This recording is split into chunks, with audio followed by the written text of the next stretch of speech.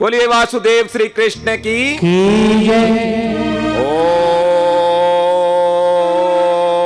ओम श्वेतास्व संस्थाय सीतांग धरत्रे छत्रवृताय अशील सत्कराय पीताम सुकाय द्विभुजान्विताय धूम्रध्वजाय अस्तु कलहु नमस्ते। बोलिए गजानन भगवान गणेश की ओम नीलधुतिं शूलधरं कृष्णं गृदस्थितं त्रासरं धनुर्धरं चतुर्भुजं सूर्यसुतं प्रशान्तं वन्दे सदाभीष्टकरं वरेण्यं। बोलिए शनिश्चर देव की ओम भूर्भुवः स्वः तत्सवितुर्वरेण्यं भर्गो देवस्य धीमहि धियो यो नः प्रचोदयात्। बोलिए सियावर रामचंद्र की ओम इमं देवास्पत्नां सुवध्वं महते ज्येष्ठाय महते क्षत्राय महते जानराज्याय इंद्रस्याय इंद्राय इमं मुष्यहि पुत्रमुष्यहि पुत्रमस्यहि विशेषो मे राजा सोमो अस्माकं ब्राह्मणानां राजा। बोलिए सदाशिव महादेव की जय। ओम त्र्यंबकं यजामहे सुगंधिं पुष्टिवर्धनम् उर्वारुकमिव वन्दनान् मृत्युर्मोक्षमामृतात्। सर्वे भवन्तु सुखिन सर्वे सन्तु निरामये सर्वे भद्राणि च पश्यन्तु मा कश्चित् दुःखभाग् भवेत्। ओम सैनो भवतु सैनो भुनतु शवीर्यं करवावहे तेजस्विना अवधीतमस्तु मा विद्विषावहे। वसुदेव सुतं देवकी नंदं वसुदेव सुतं कंस चाणूरमर्दनं देवकी नंदं कृष्णं वंदे जगद्गुरु। बोलिए वासुदेव श्री कृष्ण की गुरुर्ब्रह्मा गुरुर्विष्णु गुरुरेव महेश्वराय गुरुर्परब्रह्म साक्षात् देवो तस्मै श्री गुरुवे नमः तस्मै श्री गुरुवे नमः। बोलिए अपने अपने गुरुदेव की जय। या देवी सर्वभूतेषु मातृरूपेण संस्थिता नमस्तस्यै नमस्तस्यै नमो नमस्तस्यै। बोलो जगदम्ब भवानी की जय। बोलो बजरंग बली की जय।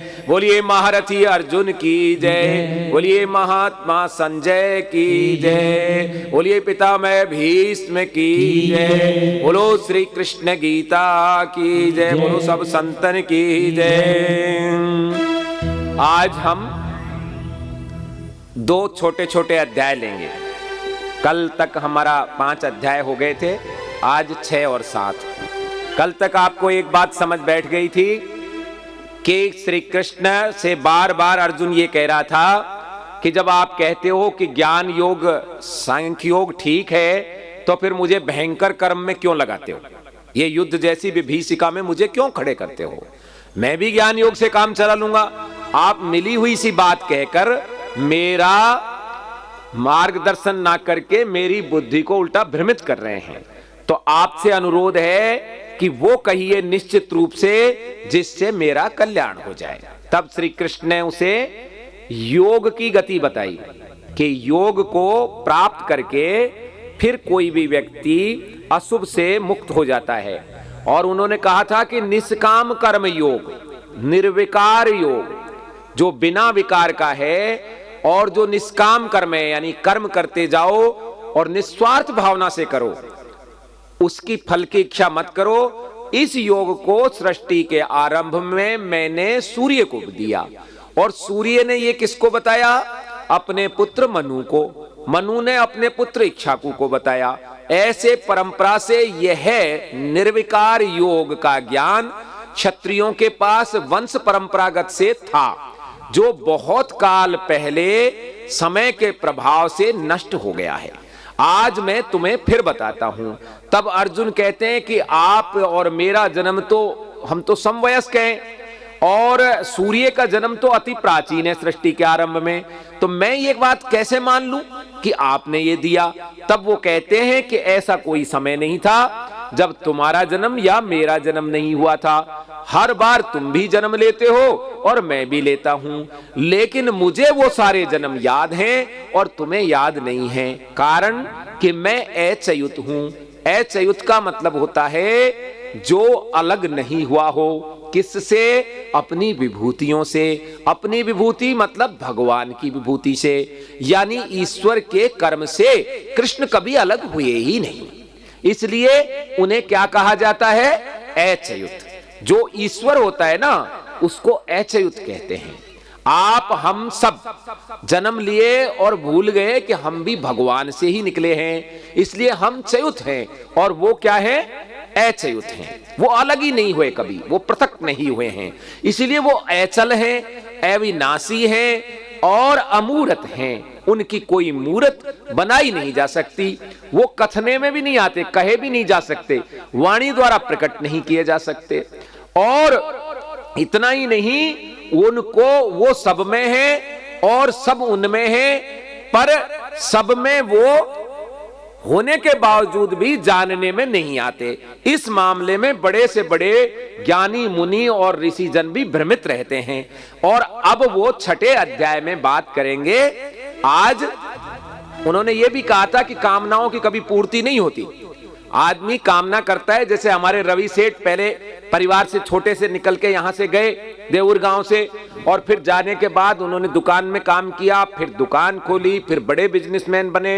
अब सूरत के बड़े कपड़ा व्यवसायी हैं, अभी उनकी 2 करोड़ रुपए की गाड़ी है। ईश्वर बहुत जल्दी हेलीकॉप्टर लाएगा। फिर भी देखना, हम कहेंगे उनसे कि अब हवाई जहाज लाओ, और फिर हवाई जहाज भी आ जाएगा। फिर भी कामनाएं कभी पूरी नहीं होती। ये ऐसा खुद कृष्ण भगवान कह रहे हैं। ये मैंने उदाहरण अपने सेठ का इसलिए दिया है क्योंकि हम दूसरों का उदाहरण क्यों दें? उदाहरण हमारे घर में है, और उन्हीं के प्रयास से आज हमारे यहां भारत के प्रमुख संतों में से एक महंत प्रतापपुरी जी महाराज भी पधारे थे, उसका कटी शिला पूजन करने के लिए। हमारे साथ परम पूज्य कौशल किशोर जी महाराज विराजमान हैं, सनातन धर्म रक्षा पीठाधीश्वर वृंदावन धाम से। अर्जुन के रूप में मनोज जी महाराज जो प्रसिद्ध कथाकार और कीर्तनकार हैं, वो अर्जुन के वेश में बाईं ओर विराजमान हैं। महाराज धृतराष्ट्र के रूप में कीर्तनकार हैं और बहुत ही अच्छा, ये वो क्या बोलते हैं तमूरा, और वो है ना वीणा बजाने वाले वीणा वादक हैं। हमारे बीच में संजय के रूप में भी विराजमान है। आप सब माता और बहनों से अनुरोध है, बड़े प्रेम पूर्वक और ध्यान पूर्वक सुनिएगा, क्योंकि आज आपके यहां एक बड़ा इतिहास रचा गया है। लोग एमएलए बनने के बाद मिलते नहीं है लोगों से, रहने के लिए उनको बड़ी बड़ी 5 स्टार होटल चाहिए, लेकिन महंत प्रतापपुरी जी महाराज यहां बाकी संतों के और सेवकों के साथ उस छोटी सी कुटिया में रात भर रहे। और जब मैंने अभी उनसे पूछा कि महाराज जी कोई कष्ट नहीं हुआ, उन्होंने कहा नहीं, आनंद आ गया। आज तक ऐसा आनंद किसी 5 स्टार और 7 स्टार होटल में भी नहीं आया। ऐसे सरल संतों के दर्शन अपने को मिले हैं तो अपना जीवन बड़ा धन्य हो गया है। अब हम बात करते हैं आज 6ठे अध्याय की। तो 6ठा अध्याय कहता है, श्री कृष्ण उवाच अनाश्रित कर्म फलम कार्ये कर्म करोति ये स सन्यासी च योगी च निरअग्निर छह क्रिया यम संन्यासमिति प्राहुर योगतम विद्धि पांडव न हन्ना शस्त्र संकल्पो योगी भवति कश्चनः आरुरुक्षेर मुनिर योगम कर्म कारण मुच्यते योगारूढ़स्य तस्यैव सम कारण मुच्यते यदा हि नेन्द्रियार्थेषु न कर्म न सज्जते सर्व संकल्प सन्यासी योगारूढ़स्य दो उच्यते उद्धरेद आत्मानाम नात्मानाम वसादयेत आत्मेव आत्मनो बंधुरात्मेव रिपुर आत्मन बंधुरा आत्मानास्त मनस्तस्य येनात्मेन व आत्मना जितः अनात्मनस्तु शत्रुते वर्तात्मेव शत्रुवत् जितात्मन प्रशान्तस्य परमात्मा समाहित शीतोष्ण सुख दुखेषु तथा मान अपमानयो ज्ञान विज्ञान तृप्त आत्मा कूटिस्थो विजित इंद्रिये युक्त इति उच्चित योगी समलोष्टाम कांचन सुहान मित्र आयुर उदासीन बंधस्तु बंधेषु बंधुषु साधुस्वापी च पापेषु संबुद्धिर विशिष्यते योगी युञ्जित सतात्मनं रहसि स्थितः एकाकी यत चितात्मा निराशरीर परिग्रहम्। कर्म फल पर आश्रित न रहता हुआ कोई भी पुरुष योग कर्म करता है तो वो पुरुष सन्यासी और योगी समझने लायक ही है। कर्म फल की आशा मत करो। कर्म फल तो जैसा पिछले अध्याय में कहा था कि देना ईश्वर का काम है। हमारा काम, हमारा अधिकार केवल कर्म करने तक ही है। और कोई भी व्यक्ति जो कर्म फल की आशा नहीं करता, उसकी अभिलाषा नहीं करता और फिर भी कर्म करता है तो वो सन्यासी ही मानने योग्य है और वही योगी है। हे अर्जुन, जो सन्यास में कहा गया, कहते हैं ना सन्यास जिसको, तू उसको योग समझ, और जिसे लोग योग कहते हैं उसे तू सन्यास समझ। क्यों कह रहे हैं ऐसा भगवान कृष्ण? क्योंकि अर्जुन ने अभी अभी ये कहा था कि आपने तो दोनों मिला दिए, मेरे तो समझ नहीं बैठ रहा कि योग करूं, मैं कर्म योग करूं या सन्यास करूं। तो वो कह रहे तू कोई सा तो कर ले इनमें से, ये तो दोनों एक जैसे ही है। ऐसा नहीं है कि ये दोनों एक जैसे नहीं है, दोनों एक जैसे ही है। और योग में आरूढ़ होने की इच्छा करने वाले मननशील पुरुष के लिए कर्म हेतु स्वरूप कहा गया है। और संकल्पों को न त्यागने वाला व्यक्ति कि भाई मैं ये चीज ये मेरे को मिले, ऐसी अभिलाषा न छोड़ने वाला व्यक्ति, चाहे भले ही भेषधारी हो, वो सन्यासी मानने योग्य नहीं है। और पुरुष स्वयं ही स्वयं का उद्धार कर सकता है, दूसरा कोई नहीं कर सकता उद्धार। अभी गीता चल रही है ना यहां, यदि व्यक्ति चाहे तो इसी परिसर में बैठ के भी ना सुने, रुक सकता है ना। महाराज जी ने व्यवस्था की, सारा खर्चा किया, गीता काम का मनोज जी महाराज ने अपने कीर्तन छोड़ के 8-10 दिन यहां दिए, कौशल किशोर जी महाराज अपना सारा काम छोड़ के यहां आ गए, हमारे भजन गायक कलाकार यहां पहुंच गए। फिर भी इसी प्रांगण में होते हुए भी, घर से बाहर, घर में नहीं है वो, यही प्रांगण में है, लेकिन फिर भी उनको यदि वो नहीं चाहे तो जबरदस्ती कोई गीता नहीं सुना सकता। ये गीता तो हर जगह मिल जाती है ना, ऐसा थोड़ी है कि गीता नहीं मिलती, लेकिन आदमी नहीं पढ़ना चाहे मत पढ़ो। अच्छा, कहते हैं भगवान नहीं मिलता, माता पिता सबके भगवान ही होते ना। अब वो घर में ही बैठे हैं, आदमी उनकी नहीं सेवा करता और कह रहा है भगवान मिलेगा जब सेवा करूंगा। एक छोटा सी कहानी यहां जुड़ती है कि एक बाढ़ आ गई, खूब भयंकर बाढ़ आ गई। बाढ़ आ गई तो वहां कुछ पड़ोसियों ने कहा कि भाई बाढ़ आ गई है और तू इसमें डूब जाएगा, चल तू, हम सब जा रहे हैं। वो बोला मैं नहीं जाऊंगा। गीता कर रहे थे वहां, नरूका साहब कह रहे थे कि भगवान सबका हित करता है, मैं यहीं बैठा रहूंगा और मेरे को भगवान बचाएगा जब भी बचूंगा। फिर थोड़ी देर बाद और कुछ समझदार लोग गए, जब आधे से लोग हट गए वहां से कि भाई चल, फिर भी नहीं गया वो।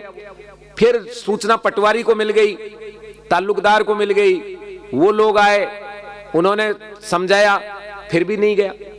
फिर सब कुछ खत्म हो गया तो पुलिस वाले आ गए कि भाई चलो बाढ़ आ रही है, उसके घर तक पानी भर गया ऊपर तक, पर फिर भी नहीं गया वो।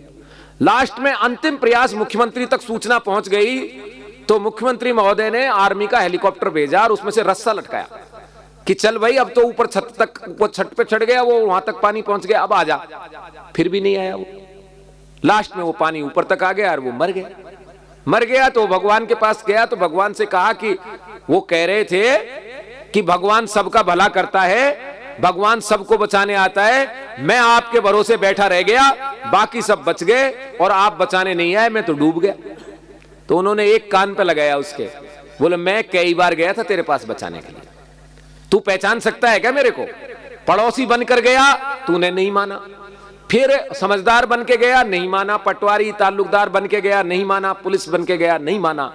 और अंतिम प्रयास मैंने आर्मी के जरिए तेरा किया, पर तूने वो भी नहीं माना। तू जानता ही नहीं भगवान होता क्या है, भगवान किस रूप में आएगा, तो प्रभु किस रूप में मिल जाए इसका कोई भरोसा नहीं है। ये माँ बाप भी हमारे भगवान की तरह ही हैं, अड़ोसी पड़ोसी मित्र सब भगवान की ही तो देन है। समझने की बात है कि भगवान ने कौन सा इशारा दिया। अभी एक आज की उदाहरण है, पास में नीमटाना टीमटाना कौन सा गांव है, चीमटाना, वहां महंत प्रतापपुरी जी महाराज के एक भक्त रहते हैं।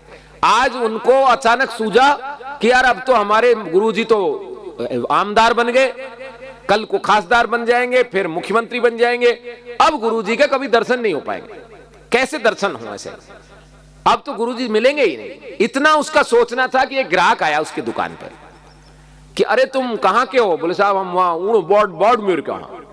बोले बाड़मेर के हो? बोले वहां के महंत प्रतापपुरी जी महाराज तो आज यहां आ रहे हैं। बोले कहां? बोले ये तामथरे धाम में शिला पूजन के लिए। वो तुरंत दुकान पे छोड़कर यहाँ पहुंचा और भाग दौड़ के यहाँ आया। अभी रतन सिंह साहब ने उसको बताया कि और उनको मिलाया और इतने प्रेम से मिल लिया कि वो पोखरन में या तारातर मठ में मिल ही नहीं सकता था। खूब 2 घंटे महाराज जी के सानिध्य में रहा। तो जब आप विश्वास करोगे तब तो प्रभु आएगा ही ना, करेगा ना अपने आप भेंट। तो वो कहते हैं कि पुरुष स्वयं ही स्वयं का उद्धार कर सकता है और स्वयं ही स्वयं को गिरा भी लेता है, खुद का नाश खुद ही कर लेता है। तो कहते हैं कि कुल्हाड़ी से कपड़ा धोने लग जाए, जो कुदाल होता है अपना, और उससे कपड़े धोने लगे और बोले मैं क्या करूंगा, राम करेगा सो होएगा, वो तो फटेगा भाई, राम क्या करेगा उसमें। तो खुद का उद्धार व्यक्ति खुद ही कर सकता है और खुद का बुरा भी खुद ही कर सकता है। जिसने अपने आप को जीत लिया है उसने सारा संसार जीत लिया। जिसने घर जीता उसने जग जीता। रावण और राम दोनों के युद्ध में सबसे बड़ा कारण क्या रहा? राम के चारों भाई, तीनों भाई राम के साथ थे, चाहे 2 भले ही अयोध्या में थे लेकिन राम के आदेश से थे। और एक भाई लक्ष्मण जो साथ थे वो पूरी तरह अनुकूल थे। और रावण के साथ क्या पोजीशन? एक भाई तो राम के भक्त थे, वो तो आ ही गए थे महाराज विभीषण तो, और दूसरे भाई ने जगते ही ये सलाह दी कि मूर्ख थे नहीं, ये क्या काम किया, माता सीता को क्यों हर लाया? पर क्या उसने मानी? भाइयों में समेल नहीं था, तो परिणाम ये हुआ रावण कुटुंब सहित मारा गया।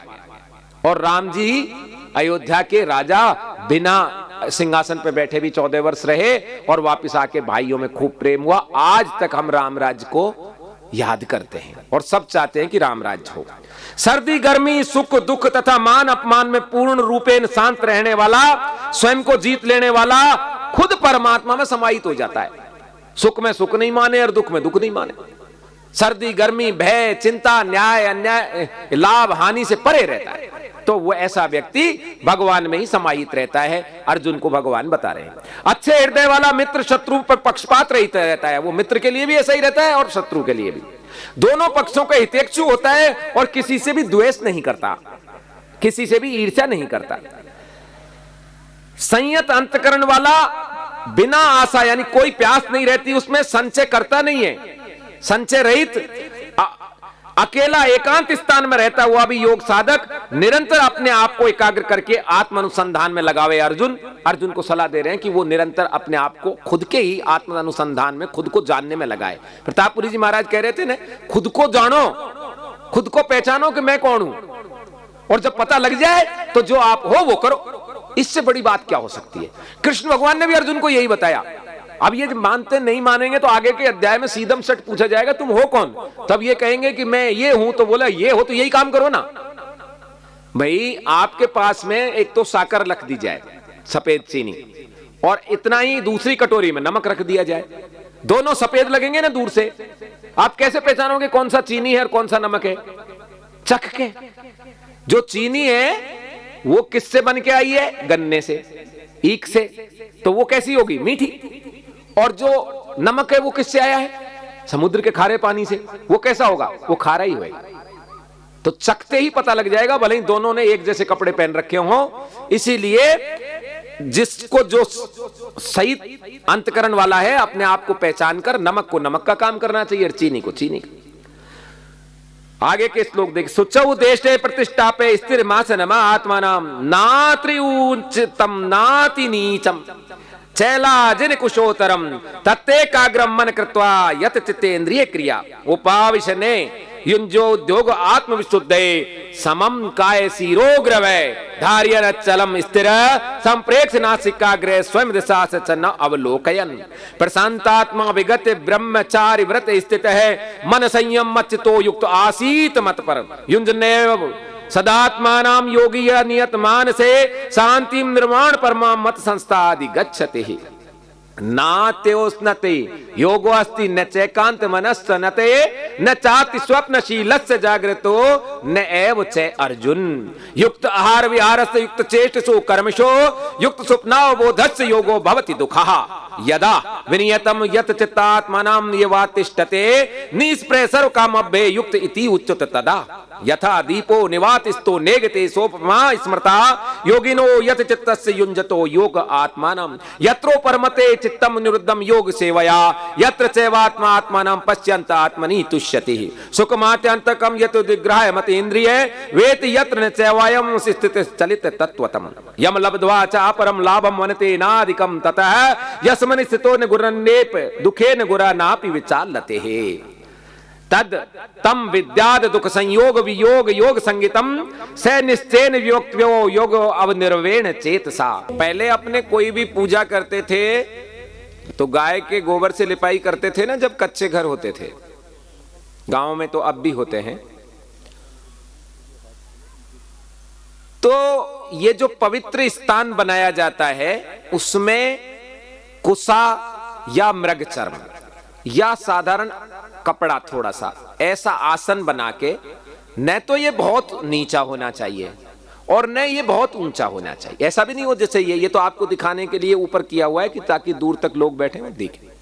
नहीं तो जब योग में बैठने के लिए, जब भजन करने के लिए बैठने की बात आ रही है, तब ऐसा आसन होना चाहिए कि बहुत ऊंचा भी नहीं हो और बहुत नीचा भी नहीं हो। और ये जो गर्दन, रीढ़ की हड्डी, ये एकदम सीधी हो इस तरीके से, और पवित्रता के साथ में योग पर बैठे। इसमें देह मतलब शरीर, रीढ़ की हड्डी सहित सिर और गर्दन को एकदम समान ऐसे सीधा इस तरीके से बैठें और इधर उधर नहीं देखें, एक दिशा में देखें, सामने देखते हुए अपने आप को भली भांति स्थिर करके मन को रोक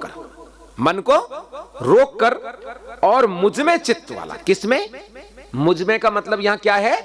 भगवान में चित्त वाला, ईश्वर में चित्त वाला, विठ्ठल में चित्त वाला, कृष्ण में चित्त लगाने वाला, मुझ में चित्त वाला, मुझ में ही लीन, मेरे में ही लीन हो, प्राण को आत्मा से संयुक्त करके बैठे। जो प्राण है उसको आत्मा की ओर सन्मुख करे, इंद्रियों की ओर नहीं। इंद्रियां तो क्या है, कभी प्यास लगेगी, कभी भूख लगेगी, कभी निवृत्त होने का मन करेगा, कभी गर्मी लगेगी, कभी सर्मी लगेगी, सर्दी लगेगी। ये किससे लगती है सर्दी गर्मी? ये लगती हैं हमारी इंद्रियों से। त्वचा में ही तो सर्दी गर्मी लगती है, और जीभ में आता है स्वाद, और आंख से हम देखते हैं, और नाक से हम सूंघते हैं, और हम हाथ पैर से काम करते हैं। ये सारी 10 इंद्रियां हैं, जिनमें 5 ज्ञानेंद्रियां हैं, 5 कर्मेंद्रियां हैं। इनकी न मानते हुए प्राण को आत्मा की ओर उन्मुख करके इस तरह अपने आप को सदा युक्त करता हुआ पूर्ण रूपेण संयत मन वाला योग साधक मोक्षदायिनी मुझ में भली प्रकार स्थिति रखता हुआ हमेशा शांति को प्राप्त करता है। इस तरह बैठकर जो भगवान को याद करता है वो क्या करता है? शांति को प्राप्त करता है। किंतु हे अर्जुन, ये जो योग है ना, ये निष्काम कर्म योग, ये भक्ति योग, ये न तो बहुत ज्यादा खाने वाले को मिलता है और ना ये बहुत कम खाने वाले को मिलता है। ज्यादा खाने वाले को अपच हो जाएगी और कम खाने वाले को भूखा रह जाएगा, तो उसके अंदर ही अंदर भूख कभी सोने नहीं देती है। तो न ज्यादा खाने वाले को और न ज्यादा न खाने वाले को, और न ज्यादा सोने वाले को और न कम सोने वाले को। सोने पे बात याद आई, हमारी कुटिया में जो रात में सबसे पहले सोए वो सुबह सबसे बाद में जगे, और जो सबसे बाद में सोए वो सबसे पहले जगे। वो आपके अकेले की तो खराब थी, बाकी आपके लिए नहीं कह रहा हूं, जिसकी तबीयत खराब हो तो अलग है, और 8-7 आदमी और भी थे। देखो, जो सबसे पहले सोए वो सबसे बाद में जगे, और जो सबसे बाद में सोए वो सबसे पहले। जो सबसे बाद में जगे वो उबासी लेते हुए बड़ी मुश्किल से उनको बाथरूम टॉयलेट तक जा पाए, और जो 6 बजे जगे वो पूरे रोड पे घूम आए। और फिर वहां भी पार नहीं पड़ी उनकी, फिर इस मंच पे आ गए और मंच पे आकर कम से कम 1 घंटा उन्होंने योग किया। और वो कौन है पता है? वो महंत प्रतापपुरी जी महाराज, मठ के मठाधीश तो हैं ही, वो आमदार भी हैं। उसके बावजूद भी कितना सरलता से और किस तरह से, नहीं तो अपन तो ये सोचते हैं एक बार अच्छा सा पैसा आ जाए तो ये जो सुबह 5 बजे जगने का काम है साला बंद हो बिल्कुल ही, और 5 बजे जगना ही नहीं पड़े, आराम से जगूंगा 12-1 बजे तक, यही तो सोचते हैं हम। लेकिन देखो कितनी जिम्मेदारी वाले व्यक्ति भी किस तरीके से, कितना सोने की तो एक खास बात है, ये जितना ज्यादा सोता है ना आदमी उतना ज्यादा आलस आता है। 5-6 घंटा तो सोने के लिए चाहिए। ये जो खेती का मेहनत का काम करते हैं, शरीर को ज्यादा काम करते हैं, वो 5-6 घंटे चाहिए। 6 घंटे की नींद के बाद जितना भी आप सोओगे उतना शरीर टूटेगा और शरीर अलसाएगा। और आप यदि किसी दिन ज्यादा देर तक सोएंगे तो उस दिन में भी नींद आएगी आपको। आप नहीं मानो तो आप दिन में सोना शुरू कर दो। आप देखो रोजाना, रतन सिंह जी उदाहरण है इसके, जब बिल्कुल गांव में रहते थे, ठाली रहते थे तो दिन भर सोते थे, और जब से खेत में पहुंच गए हैं तब से सोना तो क्या, उनको यही पता नहीं था कौन से टाइम सोते थे। क्योंकि काम व्यक्ति को, काम वो वाला काम नहीं, कामनाओं वाला मतलब क्रिया, मेहनत जो है व्यक्ति को सोने नहीं देती। ये महेंद्र जी महाराज कितने बजे सोते हैं रात को? किसी ने देखे क्या सोते बेड पे जाते हुए? आपने देखे रवि भाई? सोने कब जाते हैं पता है? और सुबह देखे कभी सोते हुए? वो कब सोने जाते हैं और कब वापस जग जाते हैं। इसीलिए कहीं एक इतनी सी भी फैट नहीं है उनके अंदर, 0 फैट पे है, और कैसे मुस्कुराते ही रहते हैं एकदम, इधर से उधर से भाग दौड़ के पूरा, हाँ होएगा ना, हाँ हो जाएगा महाराज जी, ये कैसे हो जाएगा कहते ना पूरा। तो ये कहां से आती है शांति? ये शांति आती है व्यक्ति के इस योग से, जो न बहुत ज्यादा खाने वाले को होता है, न कम खाने वाले को, न बहुत ज्यादा सोने वाले को, न कम सोने वाले को। अतः ये युक्त आहार विहार वाले को होता है। युक्त आहार विहार का मतलब होता है संतुलित आहार विहार, न ज्यादा न कम। जब ठीक प्रकार से वश में जिसने अपना चित्त कर लिया है, मन बुद्धि और अहंकार को चित्त बोलते हैं, मन बुद्धि और अहंकार को चित्त बोलते हैं। इसने ठीक प्रकार से जिसने वश में कर लिया है, ऐसा लगता है कि उसने कामनाएं भी वश में कर लेता है और कामनाओं की अभिलाषा उसको कभी भी नहीं सताती। अपने आप को योग से संयुक्त संयत चित्त वाले योगी पुरुष की उपमा वायु रहित स्थान में जैसे दीपक होता है ना, निर्वात में जिसमें हवा नहीं चल रही हो, उसमें यदि दीप, पहले योग भ्रष्ट की तो कैसी बताई थी उन्होंने, जैसे तूफान में नाव, कभी इधर कभी इधर कभी इधर। और योगी की क्या बता रहे हैं कि वो वायु रहित स्थान पर जैसे दीपक की लौ सीधी जलती है, वो इधर उधर नहीं जाती। निर्वात बोलते हैं जिसमें वायु नहीं हो, तो उसमें वो लौ इधर उधर नहीं जाती है। इसकी उपमा योगी की जो संयत चित्त वाला है, प्राण संयुक्त वाला है, उसके लिए कृष्ण कह रहे हैं। जहां योग का सेवन रुका हुआ चित्त विश्राम प्राप्त कर लेता है, जहां स्वयं स्वयं को ही देखता हुआ अपने आप में ही संतुष्ट हो जाता है, जो अंतरहित सुख है और बुद्धि द्वारा ग्रहण करने योग्य है, इंद्रियां उसे ग्रहण करने में समर्थ ही नहीं है। ये योग कभी इंद्रियों के समर्थ नहीं है। आप जबरदस्ती रोकना चाहोगे किसी चीज को, वो रुकेगी नहीं। अच्छा ये बात बताओ, एकादशी का व्रत करती हैं माता बहन, उस दिन तो भूख ही नहीं लगती। नवरात्रों में कई बंधु और साधकगण और संत लोग 9-9 दिन तक निराहार रहते हैं, उस समय तो उन्हें भूख ही नहीं लगती। और वैसे रोजाना भाई 9 बजे के भोजन चाहिए। इसका मतलब ये भोजन जो है मस्तिष्क में जो हमारी बुद्धि है इससे कंट्रोल होता है। बेटी का बाप शादी में बिल्कुल नहीं सोता, दिन भर जगा रहता है ना, पर वो थकता नहीं। बेटी विदा हो जाएगी तब सोएगा, क्योंकि वो खुशी की वजह से कि बेटी को विदा कर रहा है, नहीं थकता। दूसरी ओर कोई दुख पड़ जाए किसी आदमी पर, वो जगना पड़े तो वो डबल थक जाता है। सेना में दोनों ओर की सेनाओं को बराबर घाव लगते हैं महारथी अर्जुन, लेकिन जीतने वाले की सेना तो कुछ ही दिन में ठीक हो जाती है, और हारने वाले के सैनिक ठीक ही नहीं होते, कुछ तो मर ही जाते, घाव ठीक नहीं होते उनके। क्योंकि उत्साह में जल्दी काम हो जाता है। तो इसीलिए कृष्ण कह रहे हैं कि जो व्यक्ति खुश रहता है, प्रसन्न रहता है, संयत चित्त रहता है, उसको कोई भी चीज सताती नहीं है। वो निर्वात में जैसे लौ रहती है, ऐसे वो बिना हिले डुले रहता है, जिसमें वो अपने आप में आनंद मग्न रहता है।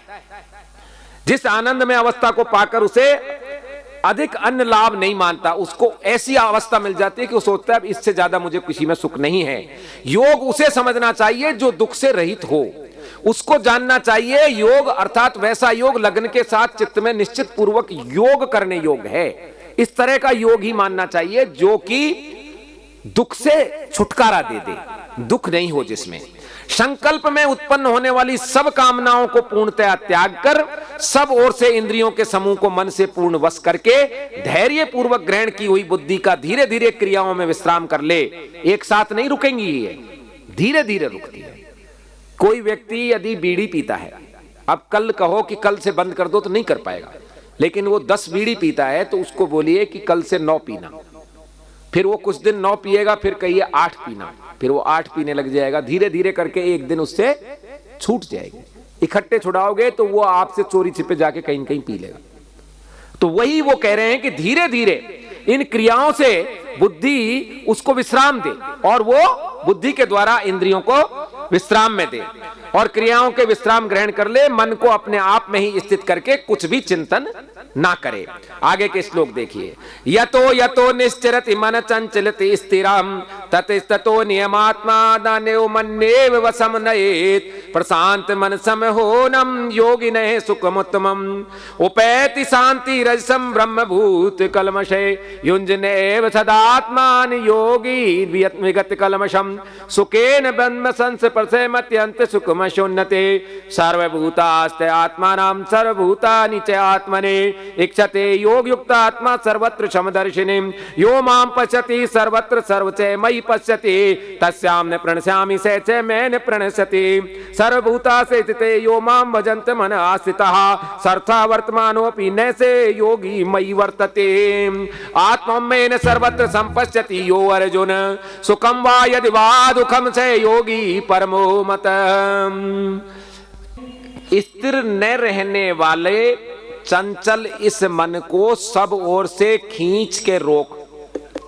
हे अर्जुन, तुम इस जो चंचल मन है, जो स्थिर नहीं रहता, इसे सब ओर से खींच कर रोक। और जिसका मन पूर्ण रूप से शांत है, जो पाप रहित है, जिसका रजोगुण शांत हो चुका है, ऐसे ब्रह्म स्वरूप योगी को उत्तम सुख निश्चित रूप से प्राप्त होता है।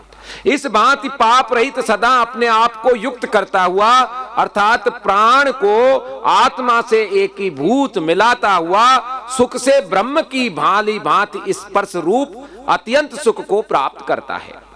योग द्वारा आत्मसंयुक्त प्राण वाला व्यक्ति सर्वत्र समदर्शी है, अपने आप को सब प्राणियों को में स्थित मानता है। जो योगी होता है वो अपने आप को सब प्राणियों में स्थित मानता है। ये समझता है सब प्राणी मेरी ही तरह हैं, सब प्राणियों को अपने आप में देखता है। जो मुझको सब जगह देखता है और सबको मुझ में देखता है, उसके लिए मैं कभी भी नष्ट नहीं होता हूं, क्योंकि वो सब में मेरे को देखता है। नर ही नारायण है। आज प्रतापपुरी जी महाराज कह रहे थे ना कि नर सेवा नारायण सेवा, इसलिए सब में मुझको देखता है, उसको मैं कभी भी मैं हमेशा उसके साथ रहता हूं। ऐसा कृष्ण अर्जुन से कहते हैं, वह मेरे लिए कभी नष्ट नहीं होता और मैं उसके लिए कभी नष्ट नहीं होता। आगे कहते हैं कि एक भाव में पूर्ण रूप से स्थित जो योगी है, केवल एक भाव में संपूर्ण प्राणियों में स्थित हुआ मुझको ही भजता है।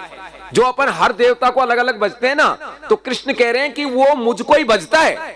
किसी को भी चाहे आप विट्ठल विट्ठल कहें, कृष्ण कृष्ण कहें, राम राम कहें, राधा राधा कहें, शिव शिव कहें, हम किसको भजते हैं? उस परम पिता परमेश्वर को, केवल एक को ही भजते हैं। ऐसा कृष्ण भगवान कह रहे हैं कि वह योगी सब भांति प्रवृत्त होता हुआ केवल मुझको ही भजता है और लास्ट में मुझ में ही प्रवृत्त हो जाता है।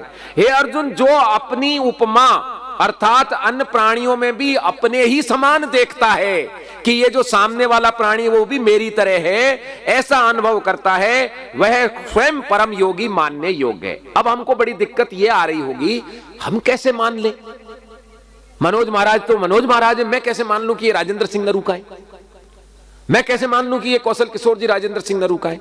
तो महाराज रंती देव थे, एक राजा थे, क्या नाम था उनका? महाराज रंती देव। और वो वन में 1 मास का व्रत किए हुए थे, और 1 मास के व्रत के बाद महाराज रंती देव और उनकी धर्मपत्नी रानी ने व्रत खोलने के लिए तैयारी की।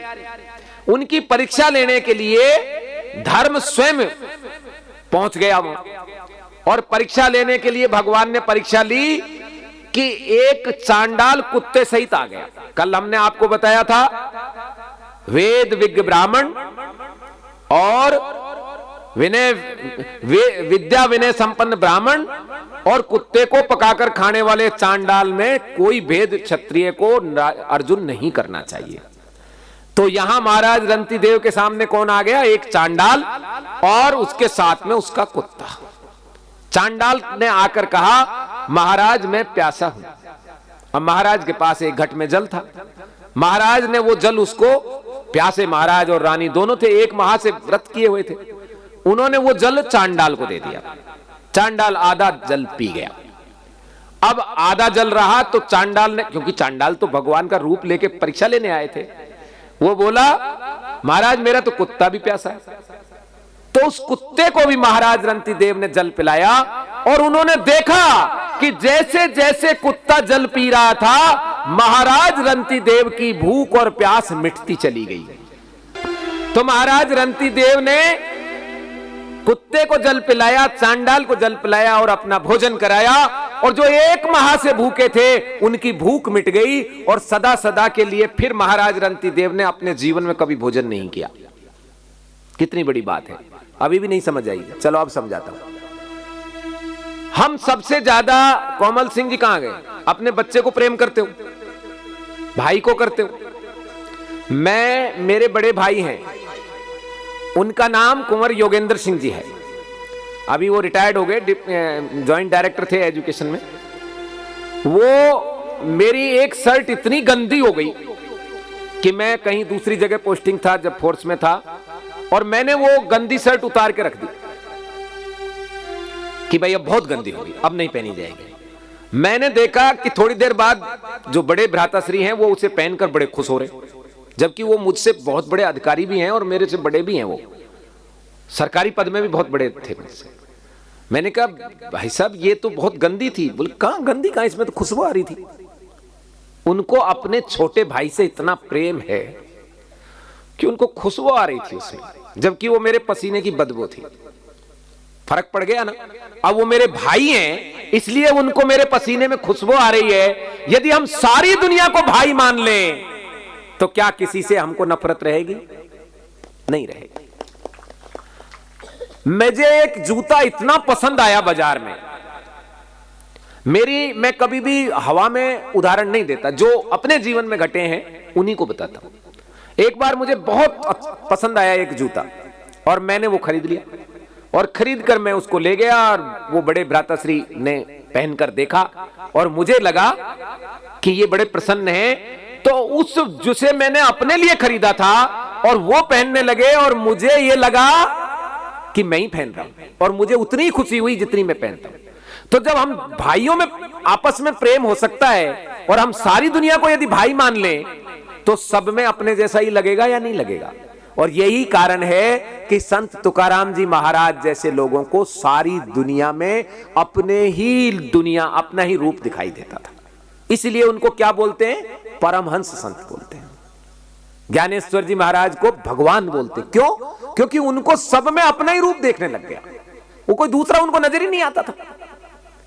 जब महाभारत का युद्ध समाप्त हो गया, और महाभारत के युद्ध के समाप्त के बाद में पांडव पक्ष के सभी भाई बैठ के कह रहे थे, अर्जुन बोले कि यदि मैं दानवीर कर्ण को नहीं मारता, पितामह भीष्म को सरसैया पर नहीं लिटाता, तो दुर्योधन को हरा नहीं सकते थे।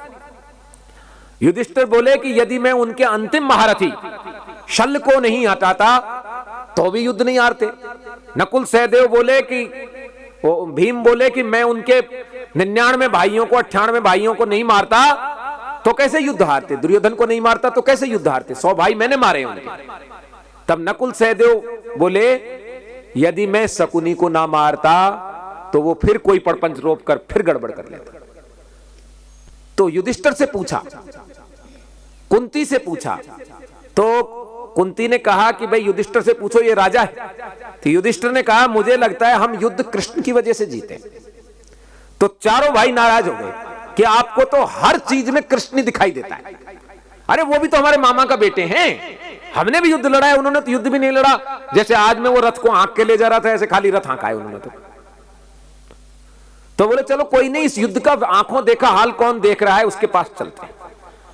तो बर्बरीक, जो बर्बरीक महाराज हैं, जो खाटू श्याम जी के रूप में पूजे जाते हैं, वो आंखों देखा हाल देख रहे थे। बर्बरीक की कहानी यह है कि वो भीम के पुत्र थे, घटोत्कच के पुत्र थे, और वो हिडंबा के पौत्र थे।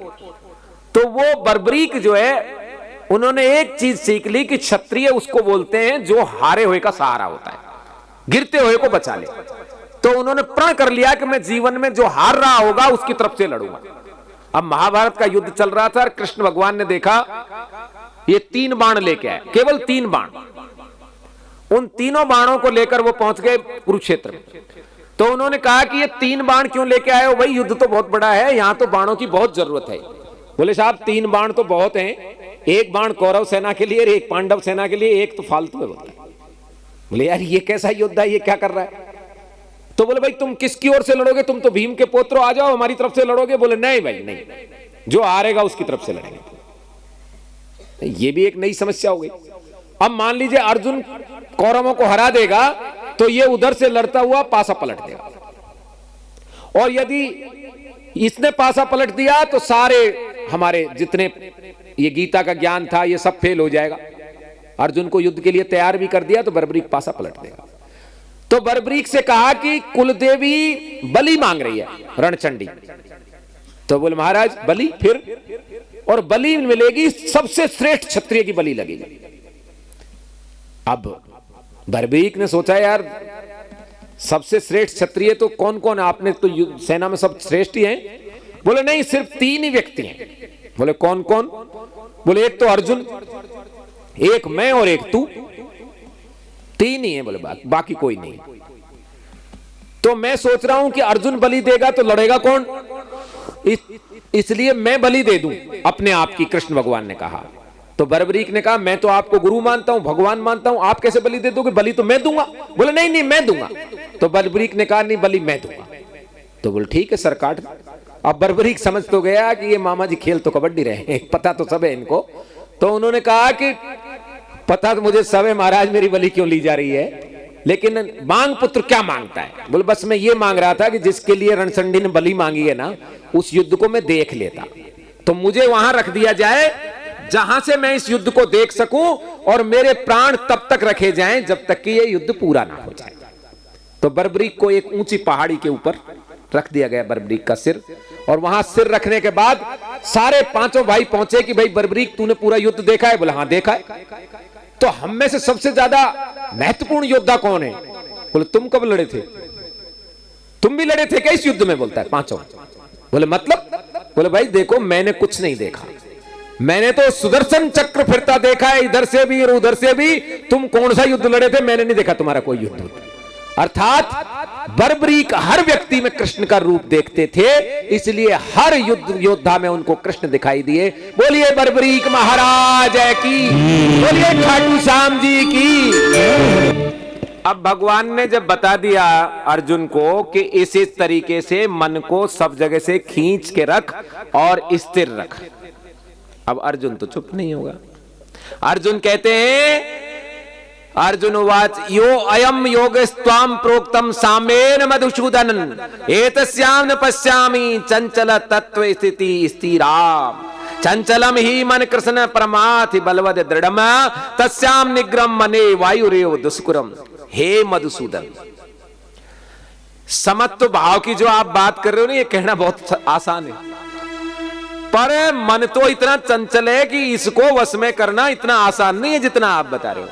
मैं तो इसको वश में होता नहीं देख पा रहा, इसकी मैं चंचलता इतनी ज्यादा है मन में कि इसकी स्थिति को देखते हुए मैं कह सकता हूं कि यह वश में नहीं किया जा सकता।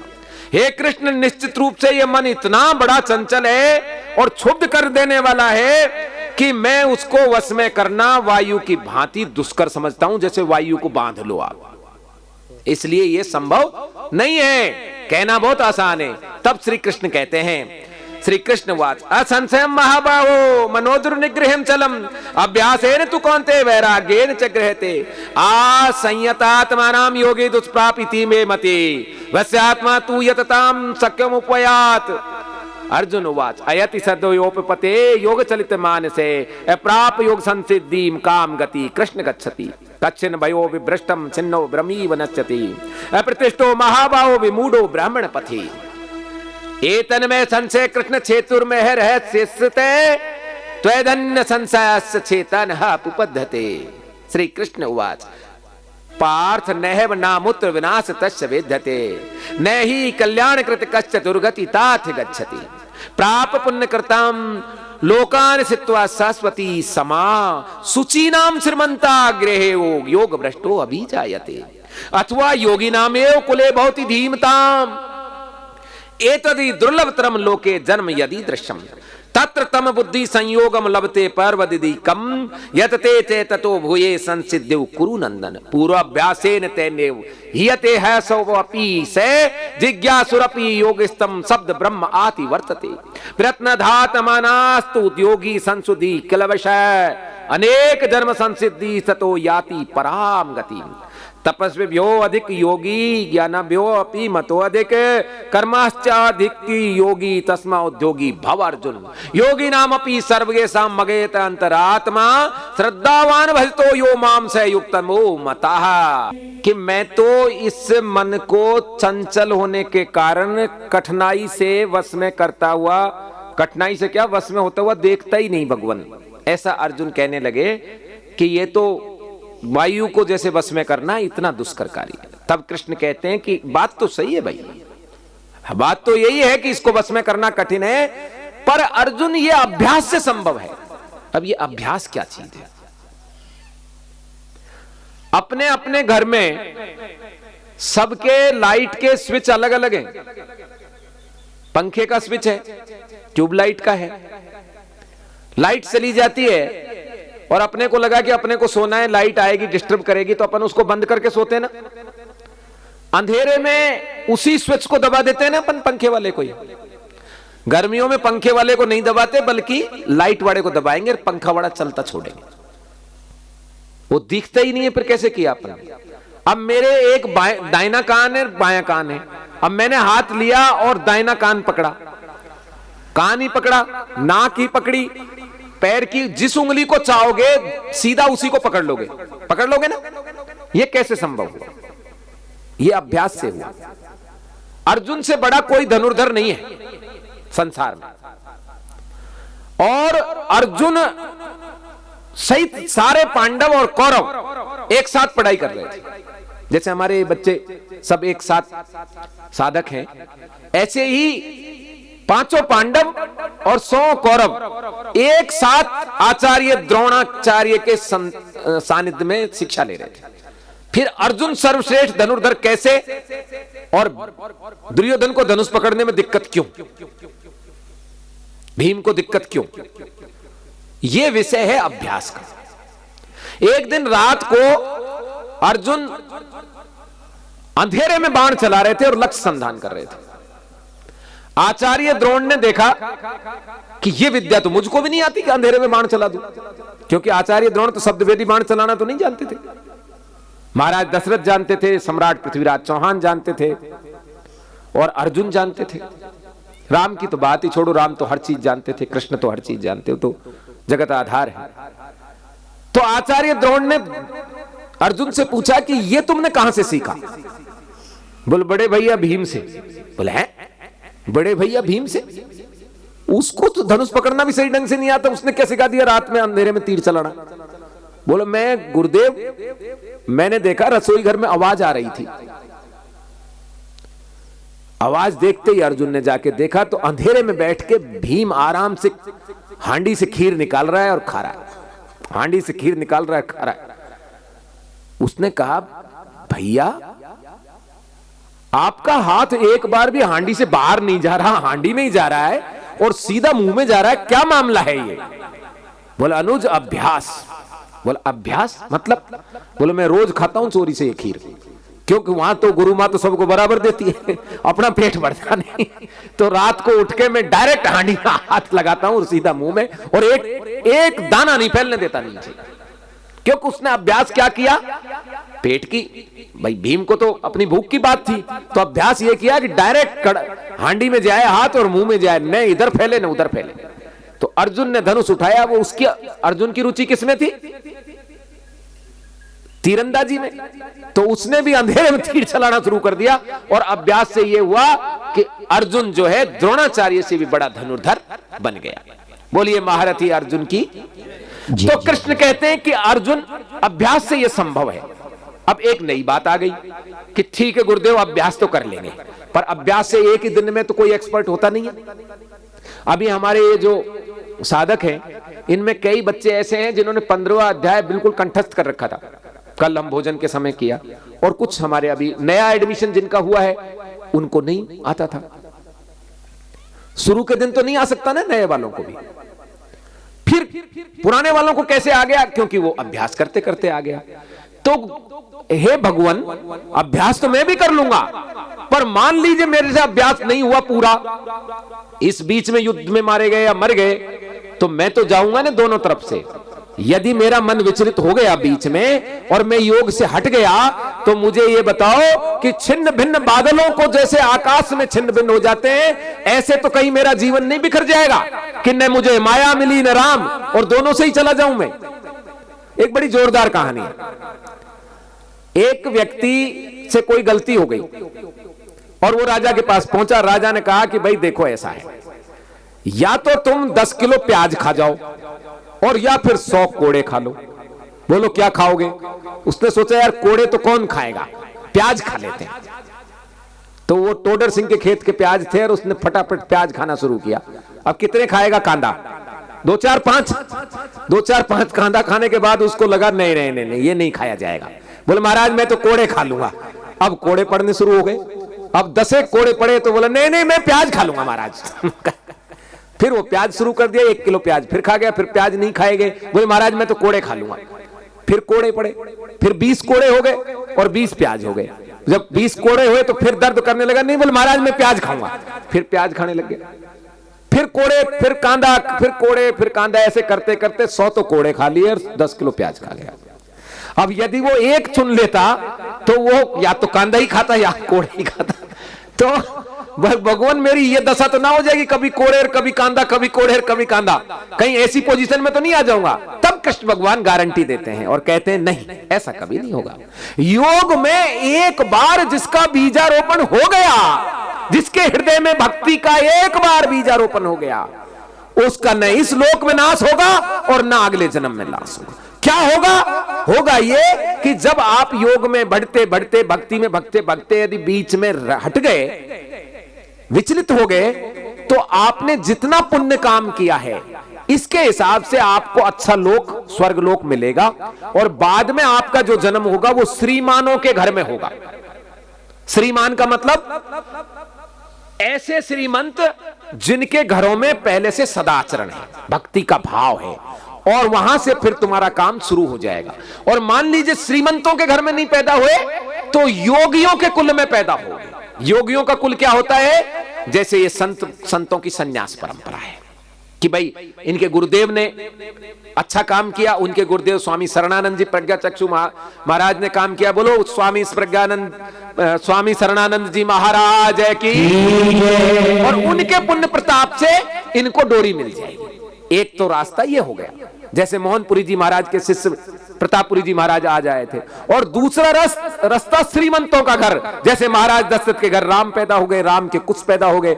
आप हम सब अच्छे माता पिताओं के घर में पैदा हुए हैं, और यहां से शुरू होकर जो पिछले जन्म में उसने जहां छोड़ा है वहीं से उसकी फिर से काम शुरू होकर एक दिन वो मुझको प्राप्त कर लेता है। इसलिए अर्जुन डरने की तो बिल्कुल भी बात नहीं है। और सुनो, इतना ही नहीं कि पूर्व के अभ्यास से जहां छोड़ा वहां से वो प्राप्त होगा और फिर प्रयत्न करता हुआ एक दिन निश्चित रूप से परम गति को प्राप्त कर लेता है। और तपस्वियों से अधिक योगी जो है वो तपस्वियों से अच्छा है, और योगियों में भी ज्ञान योगी अधिक मान्य है, और उन ज्ञान योगियों में भी कर्म योगी ज्यादा अच्छा है। इसलिए तस्मा उद्योग भव अर्जुन, अर्जुन तुम योगी बनो योगी। और सब योगियों में भी मुझे कौन सा अच्छा लगता है? जो श्रद्धावान हो। श्रद्धावान के बगैर किसी को कोई योग प्राप्त नहीं होता। सीखना है तो जिससे सीख रहे हो वो ऊपर बैठे, और जिसे सीखना है उसे नीचे बैठना पड़ेगा। रैक की कथा है। महाराज राजा को उसने शूद्र कहकर पुकारा। रैक ने, गधे ने, रैक ने शूद्र कहकर पुकारा। बोल नीचे बैठ और फिर सुन, क्योंकि यदि सुनना है समझना है तो अपने श्रद्धा करनी पड़ेगी। जो विद्यार्थी शिक्षक के प्रति श्रद्धा नहीं रखते उनको ज्ञान प्राप्त नहीं होता, और जो बच्चे शिक्षक के प्रति श्रद्धा रखते हैं उनको प्राप्त होता है। बोलिए वासुदेव श्री कृष्ण की जय। 18वां अध्याय यहाँ, 6वां अध्याय यहाँ पूरा हुआ। 7वें अध्याय छोटा सा है, उसको भी जल्दी जल्दी अपन कर लेते हैं। अथ 7मो अध्याय। श्री कृष्ण उवाच मया सक्ता मना पार्थ युद्गम यो जन्मदा आश्रय असंशयम समग्रम माम यथा ज्ञाससि तृक्षणु ज्ञानम तेयम सविज्ञान विदम वक्ष्याम शेषते यद ज्ञात्वा नेहे मोहो अनज्ज ज्ञातम विशिष्यते मनुष्यानाम सहस्रेषु कश्चिदति सिद्धयो यातताम आपि सिद्धानाम कश्चिन माम वेति तत्वतः भूमिरापो नलो वायु खम मनो बुद्धिरेव च अहंकारम इति यम मे पिन्ना प्रकृतिरेष्ठधा अपरे मितेम स्त्वीम प्रकृतिम विधि मे पराम जीव भूताम महाबाहो येदम धार्यते जगत एतो ध्वनि भूतानि सर्वनत्य उपधाराय एम कृतस्न जगत प्रभो प्रलयस्तथा मत परतरम नान्ति किंचित दस्ति धनन जय मई सर्मिदम प्रोत्रम सूत्रे मणि गण एवं रैसो मैप्सु कौंते प्रभा आसी शशि सूर्यो प्रणव सर्वेदेशु शब्द खे फौरुषम नृषु पुण्यो गंध पृथ्वीयाम च तेजस अस्मि बुभावशो जीवनम सर्वभूतेषु तपस्य च अस्मि तपस्विषु बीजम माम सर्वभूतानां विधि पार्थ सनातनम बुद्धिर्बुद्धि मताम अस्मि तेजस तेजस्विना मह्यम बलम बलवताम चाहम काम राग विवर्जितम धर्म विरुद्धो भूतेषु कामो अस्मि भर्तर्षभ ये चैव सात्विका भावा राजशास्त्रम आश्चर्य ये मत एवेति तान विदीने त्वं तेषु ते मयि त्रिभिर्गुण वैरभि सर्वमिदं जगतः मोहिति ना विजानाति माम बे परमम वयम् देवी होशाम गुणमयी मम माया द्रुत्याया माया मेताम तरन्ति माया में प्रपदन्ते माया मेताम तरन्ति ते माम न माम दुष्कीर्तिनो मूढ़ा प्रपदन्ते नराधमान माया अपत ज्ञानम आसुरम भाव आश्रिता। जब अर्जुन ने पूछा कि कहीं ऐसा तो नहीं हो कि मैं छिन्न भिन्न बादलों की तरह मैं कहीं का भी ना रहूं, तब कृष्ण कहते हैं कि देख भाई, मुझ में मन लगाने वाला, मेरा आश्रय जिसने ले लिया, ये संशय रहित हुआ, जो मुझ सुन तू उसका कभी नाश नहीं होता है। और मैं तुम्हें जो सुना रहा हूं उसे संशय रहित होकर, संशय मत रखना कि कभी कोड़े खाए कभी कांदा खाए, इसको सुनेगा और मैं तुम्हें ऐसा बताऊंगा, अब जो बताने जा रहा हूं ज्ञान, जो विज्ञान सहित बताऊंगा मैं तुम्हें, जिसको जानकर फिर कुछ भी जानना जरूरत ही नहीं रहेगी। अब जो बताने जा रहे हैं वो इतना गोपनीय ज्ञान भगवान कृष्ण अर्जुन को बता रहे हैं, और उनके जरिए हम सबको बता रहे हैं कि इसको जानने के बाद और किसी भी चीज को जानने की जरूरत ही नहीं है। क्या कहते हैं वो, हजारों मनुष्यों में कोई एक मनुष्य इसको जानने की सिद्धि के लिए यत्नशील होता है, हजारों में एक, और हजारों यत्नशील में से कोई ही मुझको तत्व से जान पाता है। हजारों में से एक तो तैयार होता है जानने के लिए, और उन हजारों में से कोई एक मुझे तत्व सहित जान पाता है। सुनो क्या है, भूमि, जल, अग्नि, वायु और आकाश, ये पंच महाभूत हैं।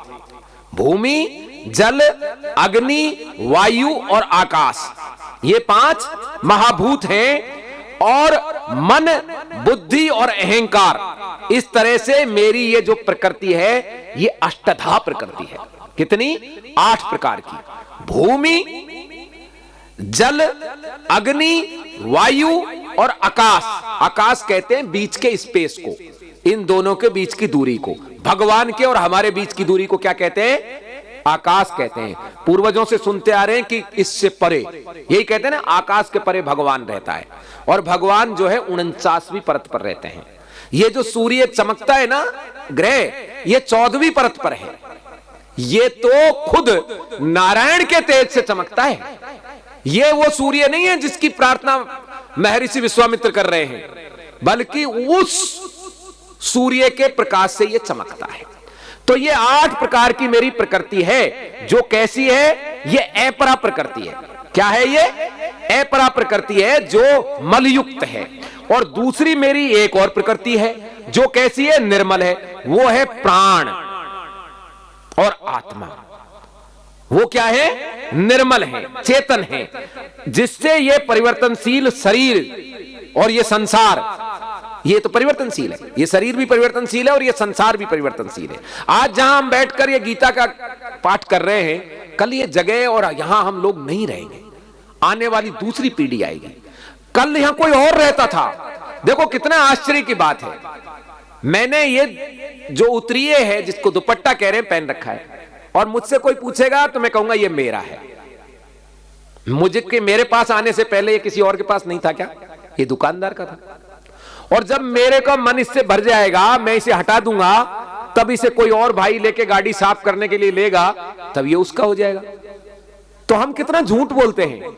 जो तीनों कालों में स्थिर होता है वो सत्य होता है, और तीनों कालों में एक ही चीज स्थिर है, और वो क्या चीज है? परमपिता परमेश्वर। वो हर काल में रहेगा, वो स्थिर है। धर्म स्थिर है। ये संसार भी है परिवर्तनशील, ये खुद बदल जाता है, और हमारा शरीर भी बदल जाता है। तो संपूर्ण प्राणियों में ये दोनों, एक तो परा है जो मन और ये जो प्राण और चेतन शक्ति है, और दूसरा अपरा है जिसमें पंच महाभूत, मन, बुद्धि और अहंकार आता है। ये सबके सब कारण हैं।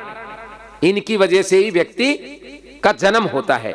ये समझ में संपूर्ण जगत की उत्पत्ति और प्रलय, अर्थात उसे अपने आप में लीन करने वाला भी मैं यानी ईश्वर ही है।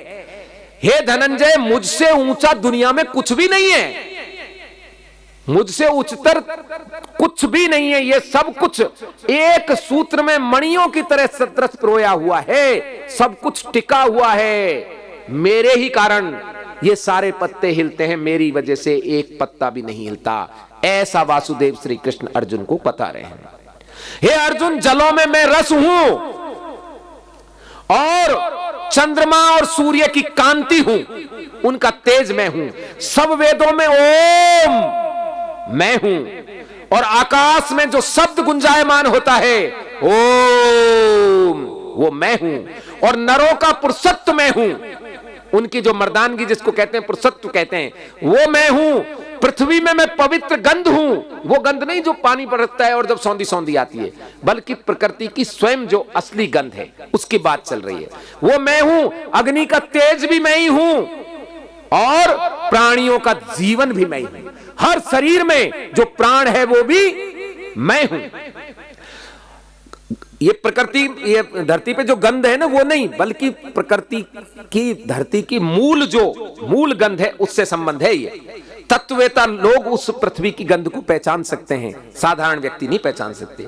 हे अर्जुन, सब प्राणियों में सदा रहने वाला सनातन बीज मुझको जान, और हे भारत, बलवानों की कामना और अभिलाषा रहित बल मैं हूं। सब प्राणियों की धर्मानुकूल आचरण भी और कामना भी मैं ही हूं। और भी जो भी सतोगुण, रजोगुण और तमोगुण से उत्पन्न हुए ऐसा जान, किंतु इसमें मैं हूं वे मुझ में नहीं है। सब में मैं हूं पर सब मुझ में नहीं है। गुणों से युक्त होने तीनों भावों से वह संसार मोहित है, अतः इन गुणों से अतीत मुझ अविनाशी को जान। इन गुणों से परे हूं मैं, गुणातीत हूं, और अविनाशी हूं, मेरा विनाश नहीं होता, मुझे जान। इसीलिए जो प्रकृति में फंसे रहते हैं वो मुझे पहचानते नहीं है। कृष्ण भगवान गए थे ना शिशुपाल के पास, पहचाना था क्या उसको? नहीं पहचाना। और दुर्योधन के पास गए थे, बताया था दो न्याय अगर तो आधा दो, यदि इसमें भी बाधा हो तो दे दो केवल 5 ग्राम, रखो अपनी भूमि तमाम, हम वही खुशी से खाएंगे, परिजन पर असी न उठाएंगे। पर दुर्योधन वो भी दे न सका, आशीष समाज की ले न सका, उल्टा हरि को बांधने चला, जो था असाध्य साधने चला। नहीं पहचान पाया ना। कोई भी नहीं पहचान सकता जो प्रकृति के गुणों से अतीत नहीं हो सकता। यह देवी और तीनों गुणों से युक्त मेरी माया निश्चित रूप से दुस्तर है, और जो मेरी ही शरण में आ जाते हैं वे इस माया से पार पा लेते हैं। लेकिन अर्जुन, जो मेरी शरण में आ जाते हैं वो इस माया से पार पा जाते हैं। माया से अपरत ज्ञान वाले असुर भाव के आश्रित दुष्कर्मी मोहग्रस्त अधर्मी नर मेरी शरण में आते ही नहीं। वो क्या है, वो शरण से आने से ही बचते हैं। वो जो माया के वशीभूत होकर दुष्कर्मी हैं, अधम हैं, मोहग्रस्त हैं, वो मेरी शरण में ही नहीं आते। इसीलिए सुनो अर्जुन, चतुर्विद्या भजन्ते माम जना सुकीर्तिनो अर्जुन, आर्तो जिज्ञासुरार्थी ज्ञानी च भर्तर्षभ, तेषां ज्ञानी नित्युक्ते एकर भक्तिर विशेष्यते, प्रियो ही ज्ञानी न तो अर्थ अहम सहचे मम प्रिय, उदारा सर्व एवेति ज्ञानी तत्वात् मेव मे मतम, आस्थिता से ही युक्तात्मा ममानुत्तमा गतिम, बहुनाम जन्मा मंते ज्ञानवान माम प्रपदते, वासुदेव सर्वमित से महात्मा सुदुर्लभ, कामैस्ते रहत ज्ञाना प्रपदन्ते अन्न देवता, तम तम नियमास्ता है प्रकृत्या नियता स्वहा, यो यो याम याम तन भक्तर सिद्धाचित मिक्षते, तत्स तत्स तलाम श्रद्धाम तामे विद्यामयम, से तया श्रद्धया युक्तस्य राधान मियते, लभते चे तत्कामा नेव विहितानि तान, अंतवंत फलो तयसाम त्वदल्प मेधसाम, देवान देव जो यान्ति मद्भक्ताम यान्ति माम अपि, अव्यक्तम व्यक्तिमापन्नम मन्यते माम बुद्धे, परम भावम जानन्तो ममा वया अनुत्तमम, नाहम प्रकाश सर्वसे योग माया समावृतः, मूढ़ो अयम नाभिजानाति लोको माम जब वयम, वेदायम समिति तानि वर्तमानि च अर्जुन, भविष्यानि च भूतानि माम तु वेदन कश्चन, इच्छा देश समुत्थेन द्वंद्व मोहेन भारत, सर्वभूतानि सम्मोहम सर्गे यान्ति परन्तप, येषां तो अंतगतम पापम जननम पुण्य कर्माणाम, ते द्वंद्व मोहर निर्मुक्ता भजन्ते माम दृढ़व्रता, जरा मरण मोक्षाय माम आश्रिते यतन्ति ये, ते ब्रह्म तद्विद कृतस्न अध्यात्मम कर्म च अखिलम, सादि भूत आदि देवम माम सादि यज्ञम च विदो, प्रयाण काले च माम ते विदुर युक्त चेत से। ओम तद्दिति श्रीमद् भगवत गीता सुक्तशु ब्रह्म विद्यायाम योग शास्त्रे श्री कृष्ण अर्जुन संवादे इति 7वां अध्याय। हरि ओम तत्सत। भगवान को 4 तरह के लोग भजते हैं। आर्त दुखी लोग, जब बहुत दुख में होते हैं, कष्ट में होते हैं तो भगवान को भजते हैं, और कहते हैं कि सुख में जो सुमरन करे तो दुख काए को होए, दुख में सुमरन सब करें सुख में करे न कोई, और जो सुख में सुमरन करे तो दुख काए को होए। पर दुखी होता है आदमी जो भगवान को भजता है। एक दूसरे होते हैं जिज्ञासु, भगवान को जानने की इच्छा करने वाले, और तीसरा होता है अर्थार्थी कि हे भगवान मैं पास हो जाऊंगा तो 21 रुपए का प्रसाद बांट दूंगा, हे भगवान मेरे बच्चे की शादी हो जाएगी तो ये जो अपना मंदिर बन रहा है इसमें 18,000 रुपए दे देंगे, हे भगवान इस बार अच्छी मूंगफली हो जाएंगी टोडर सिंह जी के तो ये काम कर देंगे। ये कौन हुए? अर्थार्थी कि भाई मेरा ये काम हो गया तो ये काम हो जाएगा। रामी के सरपंच साहब भाई अगली बार चुनाव जीत जाएंगे तो मैं फिर ये बढ़ा दूंगा। चौथे प्रकार के भक्त होते हैं ज्ञानी, अपने को तो भजना ही है ज्ञान, और भगवान कहते हैं कि मुझ में श्रद्धा के साथ भजने वाले ये चारों ही भक्त मुझे बहुत प्रिय हैं, अच्छे हैं ये चारों ही। दुख में भी भजे तो भी अच्छा है, और जिज्ञासा से भजे तब भी अच्छा है, और अर्थ के लिए अपने स्वार्थ के लिए भजे तब भी अच्छा है।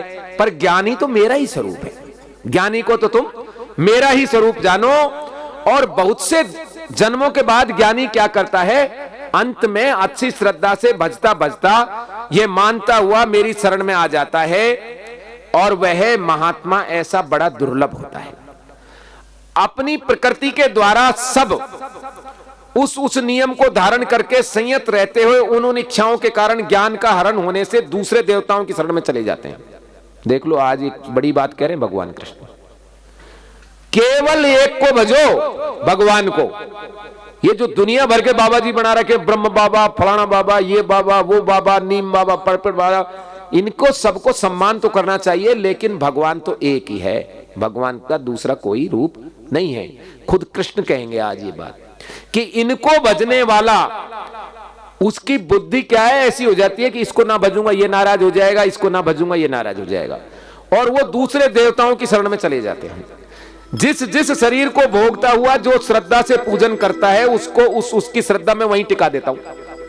कोई किसी को पूज लो आप, देवी देवता को, जहां जिसको पूजोगे भगवान वहीं आपकी श्रद्धा टिका देगा, और आप ये कहोगे मेरा तो ये काम सब भैरू बाबा नहीं किया, मेरा ये काम तो प्रेत बाबा नहीं किया, मेरा ये काम तो भौमिया बाबा नहीं किया, मेरा ये काम तो हनुमान जी नहीं किया है, मेरा ये काम तो उसी ने किया है। बताओ, एक ही घर में एक को तो हनुमान जी काम करते हैं, एक को भौमिया बाबा करता है, एक को प्रेत बाबा करता है, एक को भैरू बाबा करता है, करते हैं ना, एक को देवी मैया करती है। क्योंकि जो जहां श्रद्धा टिकाता है, उसकी श्रद्धा को मैं, यानी भगवान कहते हैं, मैं वहीं स्थिर कर देता हूं। और उन देवताओं में कि जिस देवता को वो भजते हैं, वो उनको फल उनकी ओर से मैं ही देता हूं। और ऐसे लोग जिन्होंने जहां श्रद्धा टिकाई है, उन्हें अल्प बुद्धि वालों को, ऐसे लोगों को क्या कहा गया है? अल्प बुद्धि। गीता के 7वें अध्याय के 23वें श्लोक में साफ लिखा है भगवान कृष्ण ने, अंतवतु फलम तेसाम त्वेद अल्पमेध साम। ये कैसे है? अल्पमेध साम, अल्प बुद्धि। देवान देव यज्ञो, ये देवताओं के लिए यज्ञ करते हैं। यान्ति मद भक्ताम यान्ति माम अपि, देवताओं को पूजने वाले देवताओं को प्राप्त होते हैं, और मेरे को पूजने वाले मुझे प्राप्त होते हैं। तो ये अल्प बुद्धि वाले कहा गया है, देवताओं को पूजने वालों को, और ये मेरे भक्त तो मुझको प्राप्त होते हैं, देवताओं को पूजने वाले देवताओं को प्राप्त होते हैं। अव्यक्त बुद्धिहीन पुरुष क्या समझते हैं कि मैं अव्यक्त, मुझ अव्यक्त, जो मुझे कोई व्यक्त नहीं कर सकता, उसको कहते हैं ये तो व्यक्त है, वसुदेव का बेटा है, देवकी का बेटा है, यशोदा के यहां गाय चराता था, नंद बाबा ने पाला था, ऐसा समझते हैं मुझे। वो मुझे अप्रकट को प्रकट मानकर मेरी उपेक्षा करते हैं, जैसे शिशुपाल ने की, जैसे दुर्योधन ने की, आपके पुत्र ने, महाराज धृतराष्ट्र के पुत्र ने, ऐसे वो मेरी उपेक्षा करते हैं और मुझको शरीरधारी मानते हैं। समझ नहीं पाते, योग माया से आवृत मैं सबके ज्ञान में नहीं आता हूं अर्जुन। सब दुनिया नहीं समझ सकती मेरे को, सब दुनिया मेरे इस रूप को देखकर मुझे मानकर चलती है। जैसे कि अर्जुन भी मान रहा था कि ये तो मेरे मामा के बेटे हैं, इनने सूर्य को ज्ञान कब दे दिया, ये तो मेरे बराबर के हैं। तो सब लोग मुझ अविनाशी को पहचान नहीं पाते, क्योंकि माया से जो उनको दिख रहा है उसके आधार पर वो करते हैं कि इनको भी भूख लगती है, इनको भी प्यास लगती है। सुबह रथ लेके आए थे, घोड़ों की सेवा कर रहे थे, घोड़ों से खुश हो रहे थे, तो उनको ध्यान में नहीं आ पाता कि मैं अप्रकट हूं। और हे अर्जुन, भूतकालीन और वर्तमान स्थित भविष्य में होने वाले प्राणियों को मैं तो जानता हूं, किंतु मुझे कोई नहीं जानता। मैं सबको जानता हूं, किंतु मुझे कोई नहीं जानता। और हे शत्रुओं को तपाने वाले परंतप अर्जुन, संसार में इच्छा और द्वेष से उत्पन्न सत रज तम के संघर्ष से मोहित सारे प्राणी अत्यंत मोह में पड़े हुए हैं। इनको पता ही नहीं चल पा रहा है किसके कारण पड़े हैं? सत रज और तम के कारण मोह में पड़े हुए हैं। किंतु जिन पुण्य कर्म करने वाले लोगों के पाप नष्ट हो चुके हैं, वे गुणों के संघर्ष से, मोह से मुक्त दृढ़ संकल्प वाले मुझको भजते हैं, जो मेरे आश्रित होकर बुढ़ापे और मृत्यु के छुटकारे से यानी मोक्ष को प्राप्त हो जाते हैं। और प्रकृति और संपूर्ण अध्यात्म को, जो अगले अध्याय में आ जाएगा, संपूर्ण कर्म को अर्थात करने के योग्य और न करने योग्य को जान लेते हैं कि हमें क्या करना चाहिए और क्या नहीं करना चाहिए। और जो अधिभूत अधिदैव अधियज्ञ सहित, अधिभूत अधिदैव और अधियज्ञ सहित मुझको जानते हैं, वे प्राण से संयुक्त रहने वाले चित्त वाले प्रयाण काल में भी मुझको ही जान लेते हैं, मेरे में ही मिलते हैं, मुझको ही प्राप्त करे, प्रलय काल में भी नष्ट नहीं होते वो। बोलिए वासुदेव श्री कृष्ण की। तो आज यहां 7वां अध्याय पूरा हुआ, और कल 8वें अध्याय में अर्जुन डायरेक्ट यही पूछेंगे, फिर ये भी बता दो ये अधिभूत अधिदैव और अधियज्ञ होता क्या है। और अंतकाल में आप जानने में कब आओगे। और यह आपने अध्यात्म कहा था, यह क्या होता है? 8 प्रश्न करेगा 8वें अध्याय में। कल आपको बिल्कुल समय से आना है, 2 बजे से कथा प्रारंभ हो जाएगी। आज तो चूंकि आप सुबह से थे और उपस्थिति भी थोड़ी कल के बजाय कम रही है, उन माता बहनों को बताना कि आज भगवान ने वो चीज बता दी जिसे जानकर फिर कुछ भी जानना श्रेष्ठ नहीं रहेगा। बताया नहीं बात? बोलिए महात्मा संजय की जय, बोलिए महारथी अर्जुन की जय, बोलिए सुदर्शन चक्रधारी वासुदेव श्री कृष्ण की जय, बोलिए रुक्मणी माता की, बोलो बजरंग बली की। आरती की तैयारी करो।